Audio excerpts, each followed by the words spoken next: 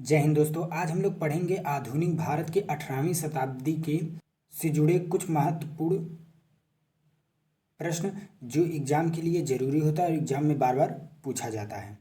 तो चलते हैं। सबसे पहला क्वेश्चन है, निम्नलिखित में से कौन ब्रिटिश पूर्व काल में अपने व्यापारी पोत सूरत बंदरगाह में नहीं उतारे थे?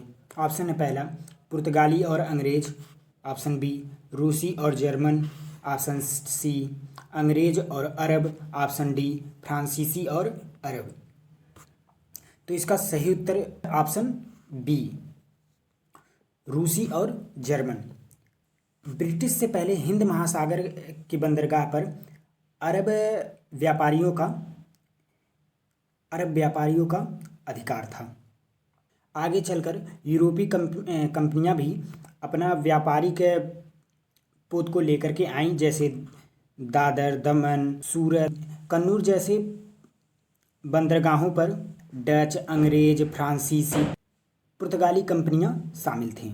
इन लोगों ने इन सभी बंदरगाहों पर आए और उसके बाद अन्य जगहों पर अपना व्यापारिक अधिकार धीरे धीरे जमाने लगे, जिसमें से रूस और जर्मन इसमें शामिल नहीं था। तो हमारा ऑप्शन है रूस और जर्मन। अब चलते हैं दूसरे हैं। 17वीं शताब्दी के आरंभ काल में अंग्रेजों के साथ व्यापार वार्ताएं शुरू करने के लिए मुगल निम्नलिखित में से किस बात से प्रेरित हुए? ऑप्शन है ए 1612 में सुबेली में पुर्तगाली जहाजी बेड़े पर अंग्रेजों का विजय, ऑप्शन बी अंग्रेज राजा द्वारा मुगल बादशाह को भेजे गए उपहार, ऑप्शन सी विलियम हाकिंस ने राजनयिक निपुणता, ऑप्शन डी सर टाइम्स रो के कौशल। तो इसका सही उत्तर है ऑप्शन ए 1612 ईस्वी में स्वैली यानी कि सुवेली में पुर्तगाली जहाज के साथ अंग्रेजी जहाजी बेड़ा का युद्ध हुआ। अंग्रेजी जहाज का नेतृत्व ड्रैगन कर रहे थे और इन्होंने पुर्तगाली जहाज़ों को पराजित कर दिया, जिससे अंग्रेज़ों को हिंद महासागर द्वारा व्यापार करने की मार्ग मिल गया। उसके बाद अंग्रेज़ों ने जहांगीर के पास आए। अंग्रेज़ों से जहांगीर बहुत प्रभावित हुआ, क्योंकि जहांगीर के पास अच्छी नौसेना नहीं थी। इसलिए ऑप्शन ए हमारा सही होगा। चलते हैं तीसरे नंबर क्वेश्चन पे। तीसरा नंबर क्वेश्चन है, निम्नलिखित पर विचार कीजिए। ए मृदा के स्वरूप तथा ऊपर के गुणों के आधार पर भूमि राजस्व का मूल्यांकन, ऑप्शन दो युद्ध में चलती फिरती तोपों का उपयोग, ऑप्शन तीन तंबाकू और लाल मिर्च की खेती। उपयुक्त कथन में से अंग्रेजों की भारत को देन थी केवल एक, ऑप्शन दो एक और दो दोनों, ऑप्शन सी दो और तीन, ऑप्शन डी इनमें से कोई नहीं। तो इसका सही उत्तर है ऑप्शन डी इनमें से कोई नहीं, कि इसमें अंग्रेजों की भारत की देन नहीं थी। अतः ये सभी चीज़ भारत में पहले से ही मौजूद थी, इसलिए अंग्रेजों ने इसे भारत को नहीं दिया। पहले से ही भारत में ये सब चीज़ें उपलब्ध थीं। पहला ऑप्शन है मृदा के स्वरूप तथा उपज के गुणों के आधार पर भूमि राजस्व का मूल्यांकन मध्य युग की देन थी। अंग्रेजों से पूर्व ही शेरशाह सूरी और अकबर ने भूमि के गुणों के आधार पर भूमि का विभाजन किया और उपज के आधार पर भूमि राजस्व का निर्धारण किया। युद्ध में चलते फिरते तोप, ये अंग्रेज से पहले मुगल काल से ही शुरू हो गया था। बाबर द्वारा पानीपत का लड़ा गया युद्ध जो था, उसका सबसे बड़ा रोल उसके तोप ही निभाए थे। इसी वजह से बाबर जीता था।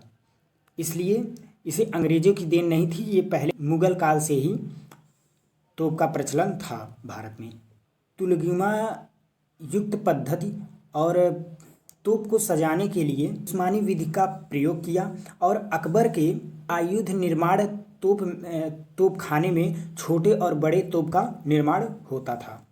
इसलिए ये भी अंग्रेज़ों की नहीं, भारत में पहले से ही इसका भी निर्माण हो चुका था। अब चलते हैं तीसरा ऑप्शन पे। तंबाकू और लाल मिर्च की खेती पुर्तगालियों की देन थी और पुर्तगालियों ने ही प्रिंटिंग प्रेस की शुरुआत की थी। इसलिए हमारा ये तीनों ऑप्शन अंग्रेज़ों की देन नहीं बल्कि भारत में पहले से ही मौजूद था, इसलिए ऑप्शन डी हमारा सही है। अब चलते हैं चौथे नंबर क्वेश्चन पे। चौथा नंबर है 18वीं शताब्दी के मध्य इंग्लिश ईस्ट इंडिया कंपनी के द्वारा बंगाल में निर्वाचित प्रमुख पेय पदार्थ क्या है? स्टेपल कमोडिटीज क्या थी? ऑप्शन है अपरिष्कृत कपास, तिलहन और अफीम। ऑप्शन बी चीनी, नमक, जस्ता और सीसा। ऑप्शन सी तांबा, चांदी, सोना, मसाला और चाय। ऑप्शन डी कपास, रेशम, सोरा और अफीम।